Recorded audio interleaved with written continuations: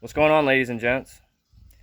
The last time I left you, did a video on how to replace the speedometer cable in a 1970s Ford.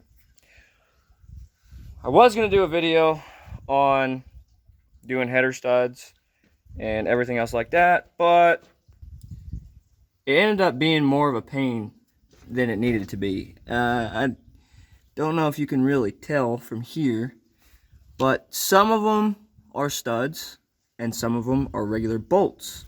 There you go, the camera finally focused. So for example, this one's a stud, this one's a stud, but these two are bolts. Some of these nuts for the studs, they look loose, but they're not actually. It's just such tight quarters that it's still clamping down on it. It's just, doesn't look like it because it's only clamping down on a very small portion of that. But I wrenched on them and tried to turn them more, try to get the material for the nut to bend up. I'll show you I got one right here. The nuts have little wings on them, and I don't really have anything to shave those off right now. So I just made do. And I mean, realistically, there was some of them where I couldn't put studs in.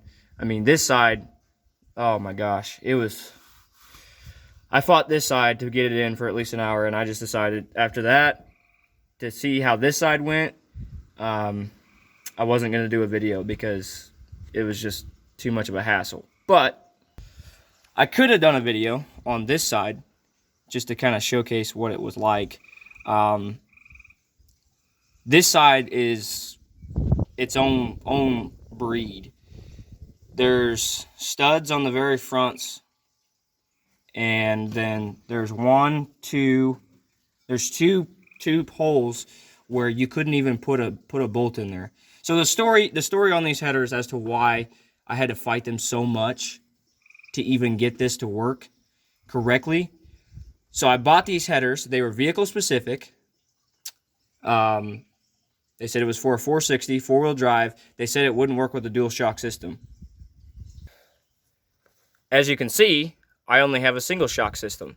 Dual shock system is where they have two shocks side by side, or one's further back and then the other one's up here, depending on how they set it up. But typically you're going to find them where they're side by side.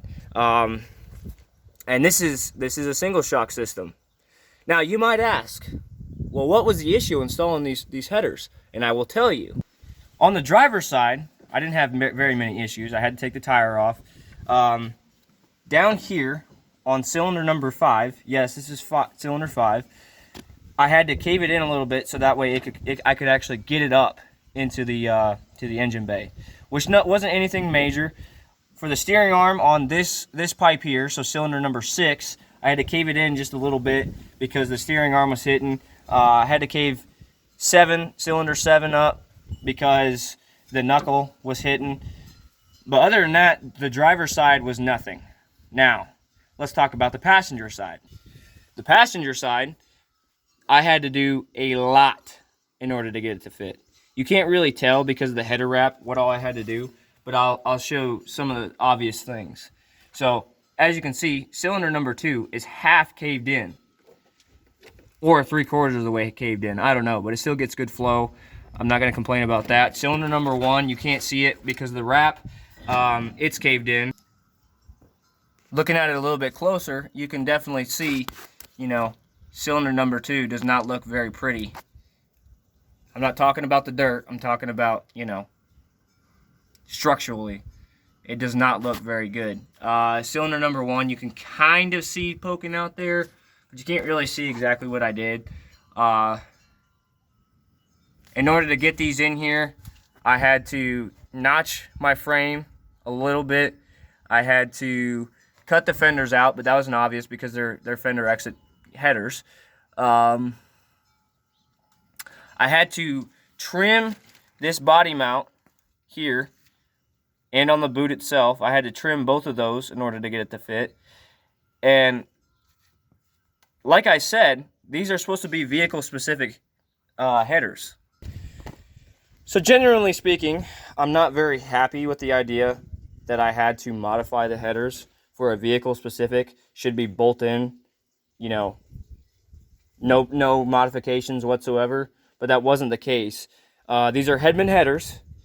These were the only option that they really had without paying wazoo dollars that were guaranteed to fit, or the most guaranteed to fit. Every other ones that I looked at, they were more expensive, and looking at the reviews, people were saying, you know, oh yeah, you know, I couldn't get the headers to install, blah, blah, blah, blah. Just miscellaneous stuff. So I decided to go with these, with the Hedman headers. So FYI for you guys, Ford guys out there that are trying to put headers on your 460, these would probably be your better option, but just know you're going to have to do possibly a lot of work. So keep that in mind. But we went down a rabbit hole. That's not the point. You obviously are reading the headline as to what this video is going to entail. So, one second. We're going to be putting material on a headliner board. And didn't say anything before, but don't mind my dirty face. It's been a interesting day, to say the least. So, for this project, you're obviously going to need your headliner. You're going to need the board itself. You obviously don't want foreign materials on there because that's going to get trapped in your material. And then you want to get carpet glue. They had Gorilla Glue, they had Loctite. This said 300 heavy. The other one said like 150 heavy. Gorilla Glue didn't say anything, so I was like, you know what? I'll go with the bigger number, and that's what we went with. All right, so while you're doing this, you wanna obviously take your material. I just took a flat sheet because I figured, you know, it'd be the best option because it's cheap. You know, if you don't want to buy one, you can always go to the store. Or I'm sorry, if you don't want to buy one, you can pull one from your house, whatever. I'm gonna pull this off because it wasn't even. So what you want to do here is you want to take your glue and you want to spread just a line of it onto the surface. You want it kind of thick, but not too thick. Just enough where, you know, when you lay your material down, it's gonna really sit on there. So you're gonna take your material, not doing what I just did, and put it on the board. You're gonna try and spread it out as much as you can. Pull it tight. And then just, if you trust yourself enough, fall down on top of it.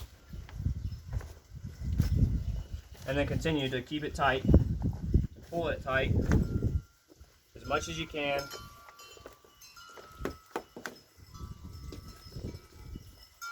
And then just play with it as you kind of get it all worked out. Because you're going to have to pull out some of the creases that it makes. You know, it's a little tricky, but at the end, once you're done with it, it's going to look really nice. So if you have to, put your knee on it. Once again, pull all the wrinkles out.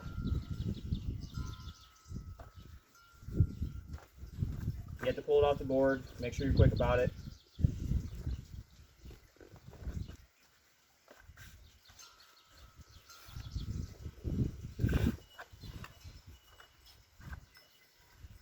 It's very tedious. I will say that. It's very tedious. It takes time, but you take your time with it and you make it look good.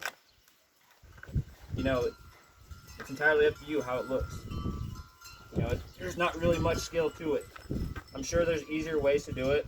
Like the professionals, they probably have a machine that stretches out the material for them so that it's easier for them to apply the glue and then apply the material.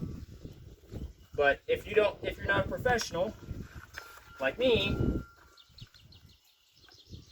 and you're doing this in your yard, then this is your next best thing.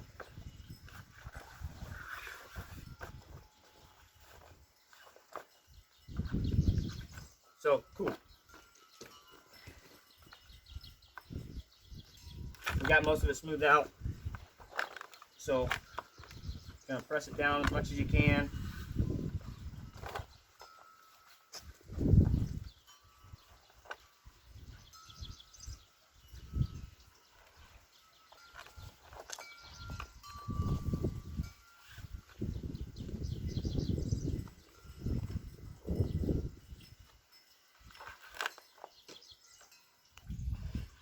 Alright, so one thing I'm noticing that with this sheet, it's a little bit harder to do. So what I did was I glued it to the back of the headboard itself, and then I folded it over, put a strip of glue over top, and then I rolled it up nice and even, best I could anyways. And I got a little bit of glue spread. What I'm going to do is just a little bit at a time, go ahead.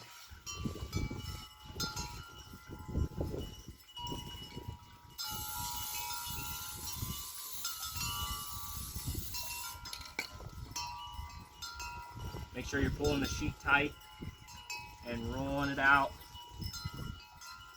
If you get wrinkles, once again, just pull it tight, you're good to go.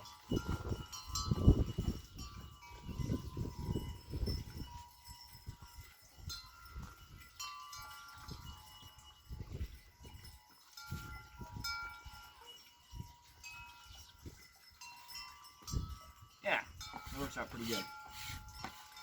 A lot less wrinkles than what I was getting, that's for sure. Pull that excess sheet out, and then once again,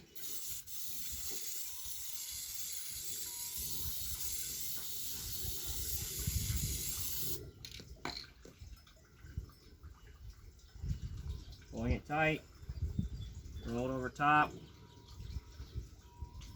Got any wrinkles? Pull them out.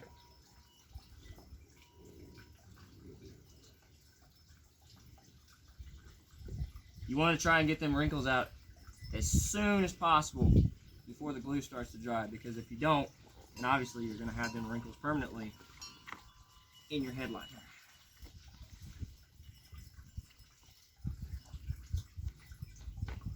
And then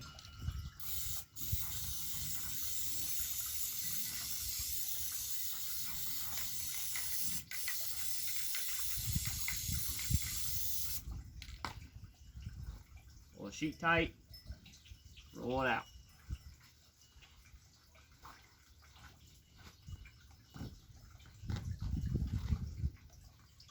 It's like making your bed in the military, but on a mechanical level.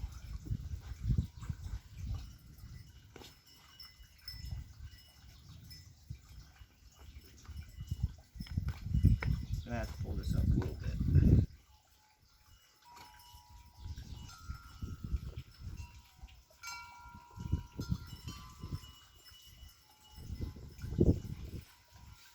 Now, I'm not going to tell you that this is the perfect way to do it, because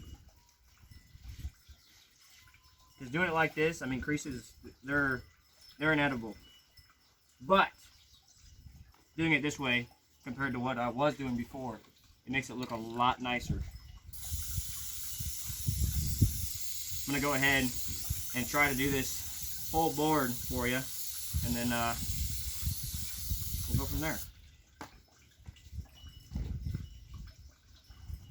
Pull it tight, roll it out. Actually, I'm gonna go ahead and pause the video, and when I get all this done, I'll show you what it looks like. I'll show you the end result. Alright, so this is the finished result. It's not 100% perfect. I mean, looking at it through the phone, you see some wrinkles, like right here, that are blatantly obvious. I mean, looking at it from a distance, there's not many wrinkles you can really see.